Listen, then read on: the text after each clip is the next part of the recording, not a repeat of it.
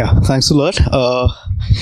So I used to be a student in IISc in the late 90s, but at that point I didn't know Deeptyaman or Apurva because I was told that CTS, which is what CHEP was called back then, that CTS was an evil place and I should stay away from it.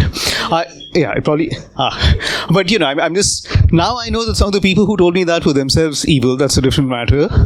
Anyway, but I did have friends in CTS, and so I'll start with Apurva. And so they used to tell me about Apurva, and there were 4 things that they mentioned. One was that he was very tall, which he is, that he's a man of few words, that he was an extremely deep thinker, and that he was the best man at Richard Feynman's 3rd wedding. Now that was, I guess, a bit of an exaggeration, but but we know that he is someone who knew Richard Feynman well, and he worked with Richard Feynman, so that automatically gave him a lot of street cred among the students. I actually really came to know Apurva only in the last 6 or 7 years, when because of this particular thing called the Quantum Science and Technology Initiative, which both of us were a part of, and Apurva was actually one of the original motivators of that initiative. But for a while, it threatened to become like the IPL, meaning that there was a lot of money being recklessly thrown around, there's a lot of hype, and there were a lot of cheerleaders who knew nothing about the game. But thanks to Apurva's presence and his grounding influence, eventually it did acquire some sense of direction. And to the extent that anything has come out of that particular initiative, I think Apurva is owed a lot of credit. And it's also wonderful that he's bringing the same wisdom and sagacity and vision to other quantum initiatives, including the Quantum Technology Initiative that Bala mentioned, and also the National Quantum Mission. And we're very fortunate to have someone like him as the steward of all of these initiatives.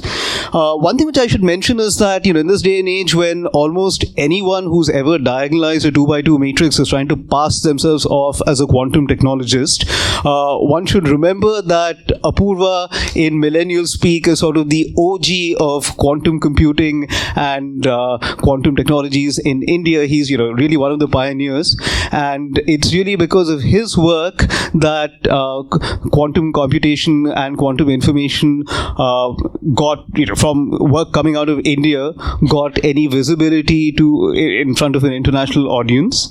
So the quantum computing community in India really owes him a large measure of debt. It's really been my loss that I've actually not ever collaborated with him or worked on any scientific projects with him.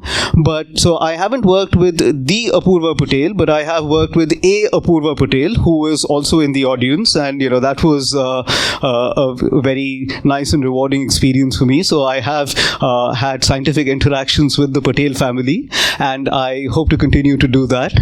So this is what I had to say about Apurva. As far as Deeptyaman is concerned, I did have a message that I wrote for him read out at the symposium which was organized in the honor of his retirement. So I'll just read that message again. Some of you might have heard it before, and so I apologize for that. So I came to know Deeptyaman only after I joined IISc as a faculty member in 2009, but I had known about him from much earlier. When I joined IISc as a student in 1996, my immediate seniors were raving about this outstanding teacher called Deeptyaman Sen, who had taught them quantum mechanics the previous year.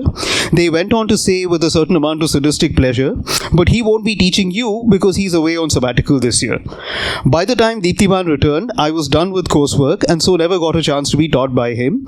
Looking back, this was probably a good thing because I would forever have kept trying to compare myself to him as a teacher and beating myself up for coming up so short.